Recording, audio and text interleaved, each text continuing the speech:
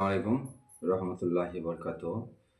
আমরা গ্রামে যখন ফেরি করতে যাই তো আজান হয় বা আজানের টাইম হয়ে গেল, 2 মিনিট বা 5 মিনিট টাইম আছে, তো আমরা দেখি যে না, এই গ্রামটা বাদ দিয়ে আর একটা গ্রাম ঘুরে আসি।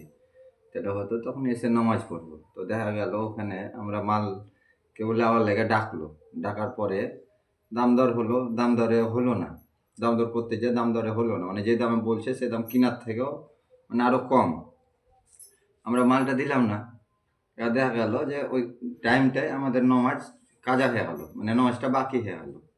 তো আমাদের একটা জিনিস খেয়াল করতে হবে যে আমরা নমাজটা পড়ে নেব, নমাজ পড়ে গ্রামে ঘুরবো। যদি আমার ভাগ্যতেও মালটা যদি নসিবে থাকেও হবে, না থাকলে না হবে, কিন্তু আমাদের নমাজের দিকে বেশি বেশি ধ্যান দিতে হবে।